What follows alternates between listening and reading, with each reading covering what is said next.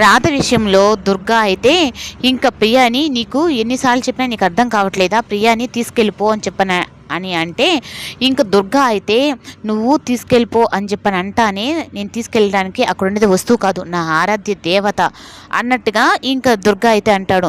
తను వచ్చింది అంటే అది మా ఇద్దరు ప్రేమించుకొని వచ్చినట్టుగా ఉంటుంది.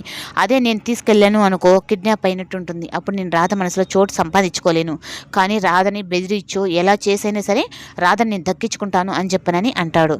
ఈ లోపల ఇంక రంగా అయితే ఇంకా విక్రమ్ని అయితే అడుగుతాడు. అంటే వాళ్ళ నాన్న విషయంలో నువ్వు చేసిన దాన్ని ఇప్పుడు మళ్ళీ ఇంకేదైనా కథ నడుపుతున్నావా? అలాగే రాధ విషయంలో కూడా రాధ అక్కడ అన్ని ప్రాబ్లమ్స్ ఫేస్ చేస్తుంది అంటే నీకు చీమ కుట్టినట్టు కూడా అనిపించటం లేదా అని చెప్పనని ఇంకా విక్రమ్ని పదే పదే అడుగుతూ ఉంటే ఇంకా విక్రమ్ అయితే ఇంకా రంగాని నేను సీనయ్య విషయంలో ఒక నిర్ణయం తీసుకున్నాను అంటే రాధ నా నుంచి విడిపోకుండా ఉండాలని చెప్పనని, కానీ ఇప్పుడు రాధకి ప్రమాదం వస్తుంది అని చెప్పనంటే అది నన్ను దాటుకొని వెళ్ళాలి అని చెప్పన్నట్టుగా చెప్తాడు. ఇంకా అలా చెప్పిన తర్వాత ఈ లోపల ఇంకా విక్రమే లోపల ఉన్నాడు అని చెప్పనని ప్రియా అయితే నిన్ను బాగా పిలుస్తున్నాడని చెప్పని గదిలోకి అయితే పంపిస్తుంది.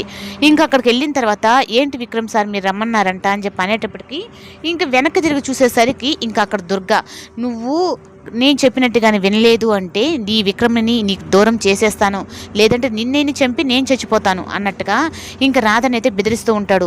నీకు విక్రమ్ అంటే ఇష్టం కదా, అందుకే ఆ విక్రమ్ని లేకుండా చేస్తాను అంటే లేదు విక్రమ్ని ఏం చేయొద్దు అని చెప్పనంటే సరే ఇప్పుడు వాళ్ళు డోర్ కొడుతున్నారు నేను చెప్పినట్టుగానే వెళ్ళి చెయ్యి అని చెప్పనని ఇంకా రాధనైతే చెప్తాడు. లేదంటే నీ విక్రమ్ చంపేస్తానని.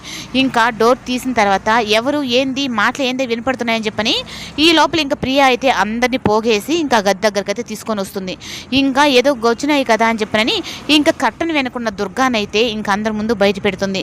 ఇప్పటిదాకా రాధ తప్పు లేదు అని చెప్పని అనుకుంటూ ఉంటే ఇప్పుడు రాధనే తన రూమ్లోకి పిలిపించుకుంది అన్న విధంగా అయితే అందరి ముందు రాధని దోషం చేస్తుంది ప్రియా.